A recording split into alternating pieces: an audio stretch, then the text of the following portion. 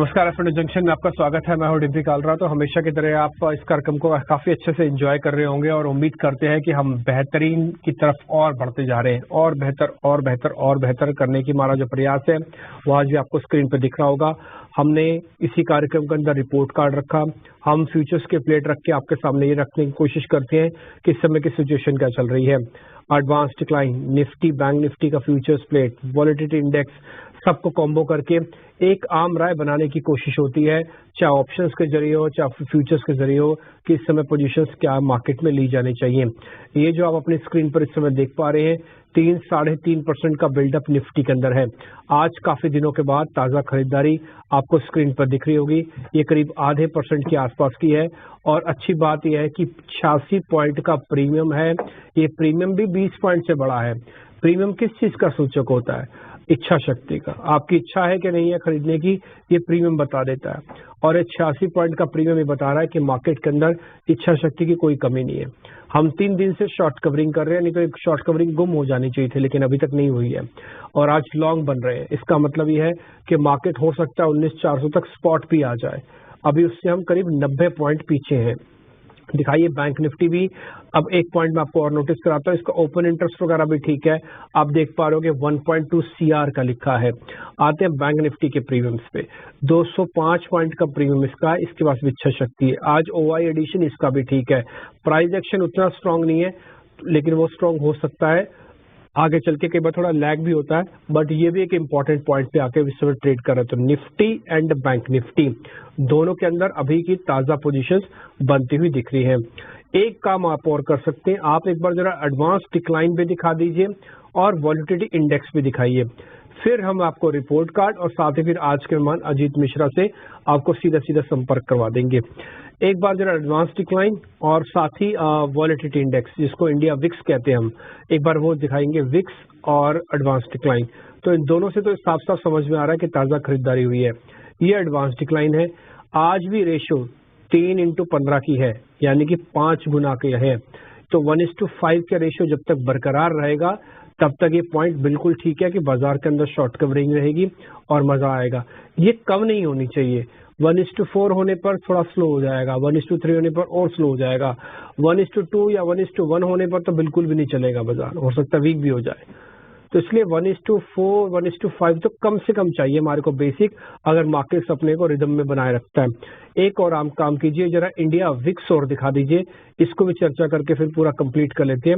India VIX 2 तरह का सूचक होता है, हमने कई बार आपको बताया। पहला फियर का, दूसरा मोमेंटम का। मोमेंटम कम था, इसमें कोई दो राय नहीं है। फियर भी कम हुआ है। 12.5-13 के आसपास फियर बढ़ेगा, जब तक नहीं होता कोई दिक्कत नहीं। इस बीच जो आज हल्का सा राइज आप 2-2.5% का देख पा रहे हैं, ये वॉलेटिलिटी का सूचक है। हो सकता है आपको थोड़ी बहुत वॉलेटिलिटी मार्केट के अंदर आती हुई दिख जाए। ये वॉलेटिलिटी जब मैं बोल रहा होता हूँ तो इसका मतलब उतार और चढ़ाव दोनों चीजों के बारे में बात कर रहा हूँ, क्योंकि सामने रेजिस्टेंस और पीछे सपोर्ट है। तो ये सपोर्ट और रेजिस्टेंस दोनों को टच करने की कैपेसिटी रखेगा आप। तो इसलिए ऑप्शंस वाले थोड़ा सावधानी के साथ ट्रेड करें। ऑप्शंस एक्टिव रहेंगी, बट थोड़ा आपको सिलेक्शन अच्छे से होना चाहिए। तो ये बेसिक था मार्केट का जो हमने आपके सामने रखा। अब हम आपको दिखाते हैं जया पटेल का रिपोर्ट कार्ड। उस दिन उनसे चर्चा कम हुई थी, लेकिन फिर भी रिपोर्ट कार्ड हम आपको, thank you very much. Basic चीजें सर हमने बता दी कि आज कुछ लॉन्ग बन रहा है। मार्केट 3 दिन की शॉर्ट कवरिंग को अभी भी होल्ड करे हुए है। इस 3 दिन में 2 दिन गैप मिला, इनफैक्ट तीनों दिन गैप मिला मैं ये बोलूंगा। और इस समय हम ऐसे जंक्शन पे आ गए हैं जहां पर 19,400 सामने रेजिस्टेंस है और 43,800 सामने बैंक निफ्टी का रेजिस्टेंस भी है। अच्छी जर्नी हुई है सर शॉर्ट कवरिंग की, लेकिन रेजिस्टेंस सामने, थोड़ा कंफ्यूजन है। बताइए कैसे करें सर ट्रेड? अगर आपने डिम्पी एकदम सही बात है कि 3 दिन में जो रिकवरी आई है, उससे पहले जो 2 हफ्ते थे वो काफी ज्यादा मार्केट में एक एटमॉस्फेयर क्रिएट हो गया था, क्योंकि आपने 200 दिन का एक्सपेंशियल मूविंग एवरेज टेस्ट कर लिया था, आपने कंसोलिडेशन रेंज का एक ब्रेकडाउन देखा था हमने 200 के नीचे। तो कहीं ना कहीं असमंजस की स्थिति थी, बट इस रिकवरी ने कहीं ना कहीं थोड़ा सा ईज किया है प्रेशर को जो मार्केट में हम देख रहे थे। बट इम्पोर्टेंट चीज ये है डिम्पी, जो कि आपने अभी जस्ट शेयर किया कि हम क्या देख रहे हैं मार्केट में, कर रहे हैं आधे % करीब 1% के gains during the day. But during the day follow up move उतना ज्यादा स्ट्रांग नहीं है, ये केवल गैप अप ओपनिंग हो रही है, जो कि लार्जली हम देख रहे हैं ग्लोबल मार्केट्स की वजह से। अब क्योंकि आप रेजिस्टेंस के जोन के पास आ गए हैं 19,400 450 से लेकर 500, मतलब ये पूरा जोन मान के चलिए कि आपको मल्टीपल रेजिस्टेंसेज हैं। यहाँ पे एग्रेसिव लॉन्ग लेना मेरे हिसाब से थोड़ा सा ज्यादा वो हो जाएगा। आज जरूर दिख रही है कि बाइंग इंटरेस्ट इमर्ज होते हुए, बट मेरे हिसाब से सस्टेनेबिलिटी चाहिए आपको 19,500 को, इस मूड को चेंज करने के लिए, जो कि प्रॉफिट टेकिंग दोबारा आ सकती है या करेक्शन दोबारा स्टार्ट हो सकता है, उस चीज को नेगेट करने के लिए। तो एज ऑफ नाउ मुझे लगता है कि जो आपके पास एग्जिस्टिंग पोजीशंस है उसको आपको होल्ड कर सकते हैं आप। 280 का एक स्टॉप लॉस मेंटेन करेंगे आप निफ्टी में। फ्रेश बाइंग के लिए मेरे हिसाब से अवॉइड करना चाहिए, और 450 से 500 का जोन है वहां पे आपको यू शुड बुक प्रॉफिट। उसके बाद देखेंगे 500 के ऊपर आप सस्टेन करते हैं कि नहीं करते हैं। बैंकिंग में अभी तक कोई क्लियर इंडिकेशन नहीं है डिम्पी। देखिए यहाँ पे भी अटेम्प्ट हुआ था कि अपने 200 दिन को उसने पहले ब्रेक कर दिया था, उसके बाद उसको रिक्लेम किया था लास्ट फ्राइडे। आज के ऊपर कोशिश कर रहा है, बट उतनी ज्यादा डिसाइसिव मूव दिख नहीं रही है। दो एक अच्छी चीज जरूर हुई है कि प्राइवेट बैंकिंग मेजर्स में से जैसे एक्सिस आईसीआईसीआई इनका टोन थोड़ा सा पॉजिटिव दिख रहा है, खासतौर से उसके बाद जो बजाज ट्विंस है वहां पे भी रिकवरी दिख रही है। तो ये एक रिस्पाइट वाली चीज है, बट क्या ये एक रिवर्सल होगा ये कहना थोड़ा सा जल्दी होगा। तो इंडेक्स में मेरे हिसाब से केवल निफ्टी बेटर लग रहा है अभी कंपैरेटिवली, बट एग्रेसिव लॉन्ग्स यहाँ पे नहीं। आपको अगर एक डिप मिलता है तब करेंगे, और एग्जिस्टिंग लॉन्ग्स के लिए आपका 280 का स्टॉप लॉस, 450 तक के टारगेट्स। ओके ठीक है, डन। तो एक बार ना वापस से निफ्टी लेके आइए। अच्छा, बैंक निफ्टी में सिर्फ आप होल्ड का एक स्टैंप लगा के छोड़ दीजिए। बैंक निफ्टी पे लगाइए होल्ड की स्टैंप और इसको छोड़ दीजिए। इसमें हम लेवल से भी ज़्यादा डिस्कस नहीं कर रहे, ठीक है। तो मोटा मोटी आपको इसी से अंदाजा भी लग गया होगा कि थोड़ी और मेहनत करने की बैंक निफ्टी को जरूरत है। सिर्फ होल्ड की एक स्टैंप लगा के हम आपके लिए छोड़ रहे हैं, यानी कि जिनके पास पोजीशंस है उनको जरूर होल्ड करना चाहिए। उनके लेवल्स क्या है मैं आपको लेवल्स ऑलरेडी बता भी चुका हूँ, 43,800, ठीक है, और आप 43,500 मान के जैसे भी जब ठीक लगता आपके जो लेवल्स हो। सपोर्ट जो आपका होगा 43,000 का होगा। अब आइए जरा बैंक निफ्टी पे। इसके अंदर आपको दो स्टैंप लगानी है। पहला स्टैंप लगानी है होल्ड की, वो लगाइए।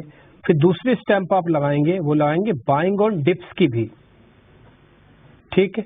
और एक प्लेट भी बनाइए। इस प्लेट के अंदर आप लिखिए 19,450 का टारगेट और 19,000 अब 200 का एक स्टॉप लॉस, ठीक है। तो इसमें हमने दो चीजें आपके लिए एक्सपेरिमेंट कर दिया। एक्सपेरिमेंट क्या मतलब, एक रणनीति सी बन रही है इंडेक्स पे ट्रेड करते समय, वो निफ्टी के अंदर बन रही है। पहला तो जिनके पास पोजीशंस है वो होल्ड करें, जिनके पास पोजीशन नहीं है वो बाइंग ऑन डिप करें।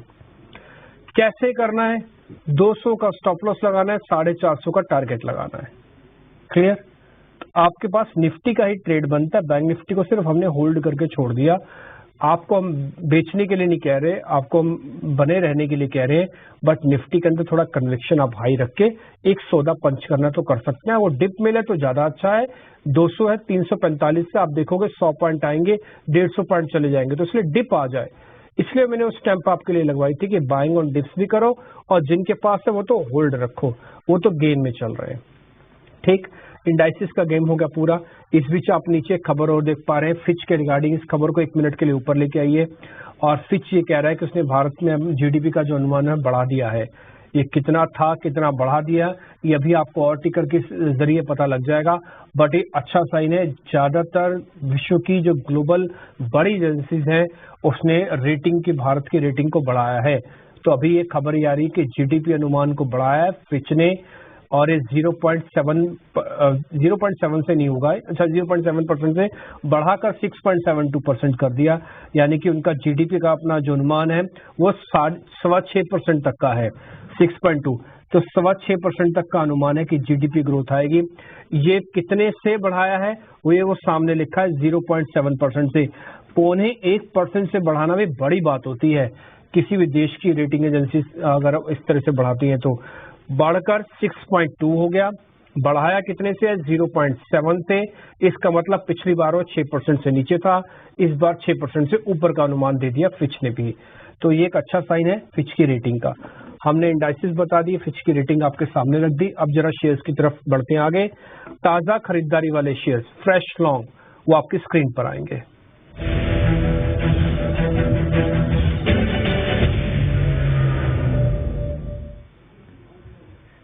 अजीत सर, दो शेयर हमने निकाले हैं। पहला है मेट्रोपॉलिसिस, डॉक्टर लाल पैथवे पे नंबर आने के बाद ये शेयर काफी तेज हुआ। देखते ही देखते 6% हो गया। थोड़ी देर पहले तक 4% ऊपर था, 2% गेन तो थोड़े मिनटों में ही आया है। दूसरा सर जेके सीमेंट, आप जरा इसको भी चेक कीजिएगा।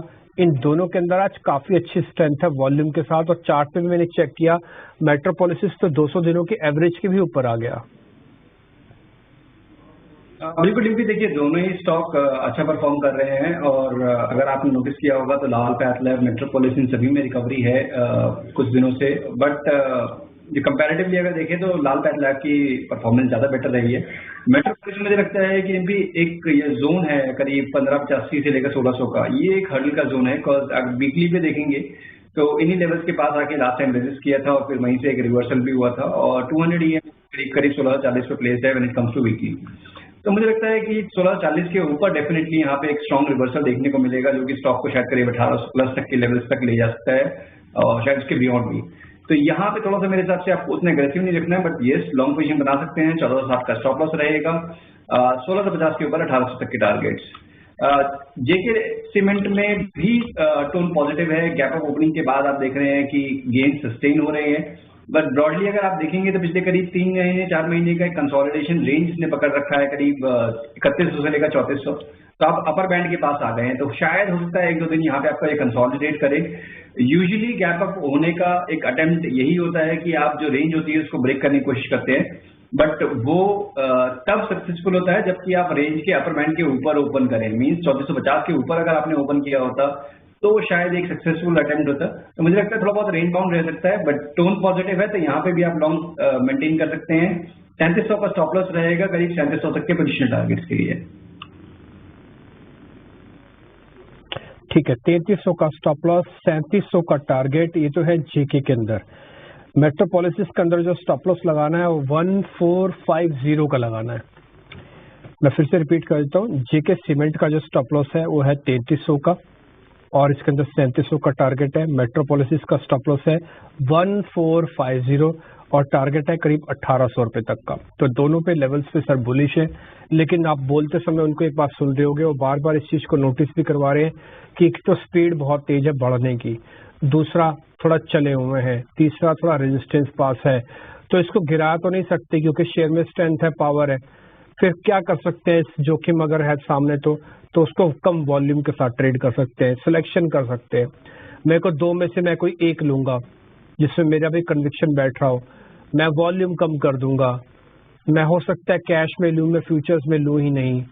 तो ऐसे कुछ एक ट्रिक्स अपना के आप हाँ में और ना में दोनों जगह पर आ सकते हैं। ठीक है, तो जेके सीमेंट और मेट्रोपोलिस दोनों पास होके आए, दोनों आपकी स्क्रीन पर है। अब हम जरा शॉर्ट कवरिंग के 2 शेयर आपकी स्क्रीन पर रखते हैं। सर जरा चेक कीजिएगा। फर्स्ट है चंबल फर्टिलाइजर्स, सर ये 285-88 को बेस तो बना चुका, बट 300 पार नहीं हो रहा, आप नोटिस कर रहे होंगे। दूसरा है सर इंडिया सीमेंट, आज सुबह ही इसमें काफी अच्छा वॉल्यूम और बेस बन गया है। एक जरा इंडिया सीमेंट और चंबल फर्टिलाइजर शॉर्ट कवरिंग के शेयर है। देखिए चंबल तो डिम्पी इनफैक्ट जो लास्ट अटेम्प्ट था इसका रिकवरी का, उसके बाद जो डिक्लाइन आया था, कहीं ना कहीं मुझे लगता है कि जितने भी वीक हैंड्स होंगे वो सब निकल गए होंगे। तो डेफिनेटली मुझे लगता है कि इसमें पोटेंशियल है, और जो एक्चुअल मूव आना शुरू होगा वो करीब 300-310 के ऊपर आना शुरू होगा। तो यहाँ पे आपको एक अटेम्प्ट करना चाहिए। 285 का एक स्टॉप लॉस, ज्यादा बड़ा स्टॉप लॉस हम रखेंगे नहीं, क्योंकि दोबारा हो सकता है शायद कि ये एक बार को एक रेंज बाउंड मूव थोड़ा दिखाने की कोशिश करे। तो अगर आपको मूव देखना है, पॉजिटिविटी आनी है, तो यहीं से आनी चाहिए। तो 285 का स्टॉप लॉस रखेंगे, 305-310 तक के टारगेट्स के लिए। इंडिया सीमेंट डिम्पी एक अंडर परफॉर्मिंग स्टॉक है with in the cement space.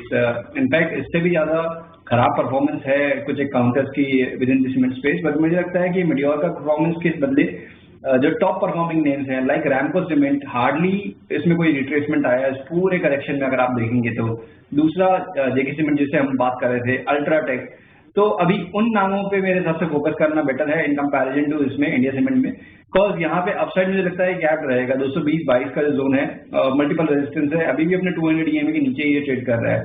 तो इन दोनों में से मुझे लगता है कि जो आपका दूसरा काउंटर है, it's a better candidate for longs in comparison to India Cement. ठीक है, तो 3 शेयर हो गए हमारे पास। हो क्या है, इंडिया सीमेंट गिर गया है, इसको छोड़ देते हैं क्योंकि अभी थोड़ा एवरेज भी ठीक नहीं हुई है इसकी और चार्ट्स उतने पावरफुल नहीं बने हैं, इसलिए इसको छोड़ देते हैं इंडिया सीमेंट्स को। पास होने वाले शेयर्स हैं, पहला मेट्रोपोलिस, टारगेट स्टॉप लॉस आपकी स्क्रीन पर आएगा, प्लेट एक बार वापस से दिखा दीजिए। दूसरा है जेके सीमेंट, उसमें 3700 तक का टारगेट है। और तीसरा है चंबल फर्टिलाइजर। इन तीनों में से भी अगर आपके पास कोई अच्छा रिस्क रिवॉर्ड वाला कैंडिडेट है तो वह है चंबल फर्टिलाइजर। इसमें छोटा स्टॉप लॉस है, टारगेट बड़ा है, आप देख पा रहे हो 292 चल रहा है, 285 का स्टॉप लॉस है, मात्र 5 रुपए का रिस्क है। और अगर चलेगा तो 15 रुपए से लेके 2.5 से लेके 3.5 से लेके 3.10 तक के भी टारगेट है। तो ये एक अच्छा कैंडिडेट हो सकता है, बट क्योंकि अभी ये शॉर्ट कवरिंग का अभी पक रहा है, पूरा पका नहीं है, लेकिन आपका रिस्क रिवॉर्ड यहाँ पे बहुत अच्छा है। ठीक, मेट्रो और जेके के अंदर ऑलरेडी 7-8% की मूव आई हुई है, इसलिए कम वॉल्यूम के साथ ट्रेड करना समझदारी है। छोटा सा ब्रेक ले रहे हैं, ब्रेक के बाद मंदी वाले शेयर पे चर्चा करेंगे, अजीत सर के ट्रेड भी आपको बताएंगे।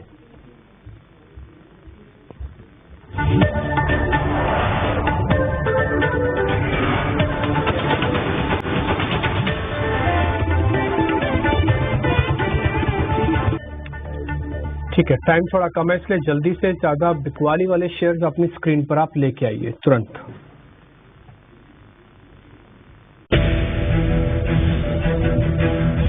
स्क्रीन पर देख पा रहे हैं, एक तो बाटा इंडिया है और दूसरा है bank of Baroda. Bank of Baroda post numbers और बाटा इंडिया स्ट्रक्चरली थोड़ा वीक हो रहा है। सर जरा चेक कर लेना बाटा और बीओबी। देखिए, दोनों में से डिम्पी अगर फ्रेश शॉट्स की बात करें तो BOB is a better candidate because यहाँ पे एक ट्रेंड लाइन ब्रेकडाउन ऑलरेडी हो रखा था जहाँ पे इसको रिक्लेम करने का अटेम्प्ट था लास्ट वीक, बट जिस तरीके से आज डिक्लाइन आया है गैप के बाद, मुझे लगता है कि यहाँ प्रेशर थोड़ा सा बढ़ सकता है, करीब करीब 187 तक के लेवल्स पॉसिबली यहाँ पे आपको देखने को मिल सकते हैं। तो ज्यादा बड़ा स्टॉप यहाँ पे भी नहीं रखेंगे आप, बिकॉज अगर इसको गिरना है तो यहीं से गिरना पड़ेगा विदाउट एनी रिकवरी। तो एक छोटा सा स्टॉप लॉस 199 का और करीब करीब 185 तक के टारगेट्स के लिए आप बाटा बैंक ऑफ बड़ौदा को देख सकते हैं। बाटा इंडिया डेफिनेटली यहाँ पे टोन नेगेटिव है, ग्रेजुअली ड्रिफ्ट कर रहा है, बट मुझे ये वीकली और मंथली चार्ट्स पे कुछ सपोर्ट्स नजर आ रहे हैं करीब 1520 1530 के पास।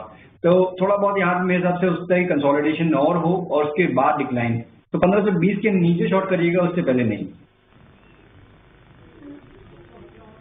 ठीक है, 1520 जब आएगा तब की तब देखेंगे। सर फिलहाल बैंक ऑफ बड़ौदा आप कह रहे हैं सामने सामने पे सौदा लेना है, एक सेल की प्लेट लेके आइए सामने, जिसमें स्टॉप लॉस लगा होगा 199 का और टारगेट लगा होगा 187 का। तो ये बैंक ऑफ बड़ौदा आपके लिए एक शॉर्ट कॉल 185 का टारगेट और 199 का एक स्टॉप लॉस है।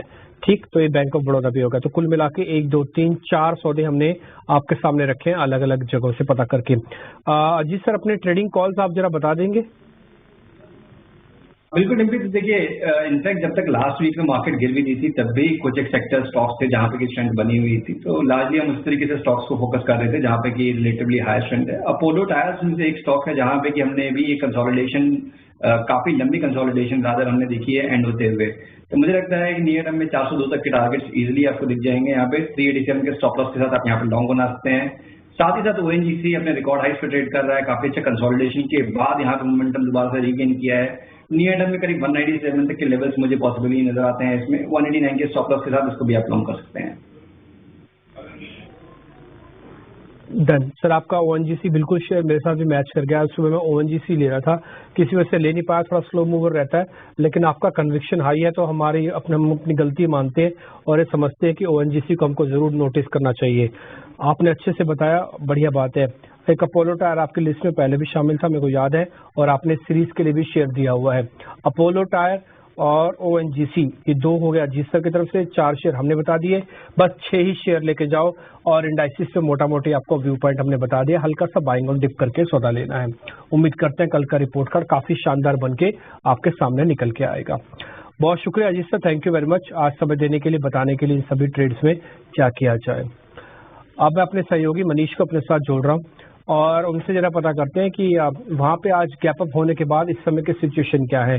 मनीष, हम डेरिवेटिव्स में, बड़े शेयर्स में तो ये देख पा रहे हैं कि 3 दिन का बैक टू बैक गैप है, उससे शॉर्ट स्क्वीजिंग हुई है और मार्केट एक ऐसे नए ऑर्बिट में आ गया, एक जोन को छोड़ के नए जोन में आ चुका है। मिड कैप का इस समय हाल क्या है? डिम्पी, जो पिछले 3 दिन 4-5 जो साहब जो बोल रहे थे हल्के हाथ से खरीदारी, तो निश्चित रूप से हल्के हाथ से ही खरीदारी हो, लेकिन अच्छी मजबूती देखने को मिल रही है और लगातार खरीदारी का रुझान देखने को मिला, जैसा कि आप लगातार चर्चा भी कर रहे थे कि नहीं मुझे बहुत ज्यादा गिरावट देखने को नहीं मिले। लेकिन मिड कैप स्मॉल कैप शेयरों में अब जो है कह सकते हैं भारी यहाँ से खरीदारी हो रही है, यानी कि जम के खरीदारी देखने को मिल रही है। रोज 10 से 12 ऐसे शेयर्स है, बीते अगर एक हफ्ते का ट्रेंड देखे जिसमें हम देख रहे हैं कि 20% का 10% का अपर सर्किट लग रहा है और एक अच्छी मजबूती देखने को मिल रही है। और कई शेयर तो आप कह सकते हैं कि पिछले दिनों का 10 दिनों के पहले का जो हाई था, करेक्शन से पहले का, वापस से उस हाई को वो पार कर चुके हैं और नई ऊंचाई की तरफ बढ़ते जा रहे हैं। ऐसे में कौन से और mid cap small cap share में बनेगा पैसा, बात करेंगे छोटे से ब्रेक के बाद मिड कैप मसाला में। ये दिवाली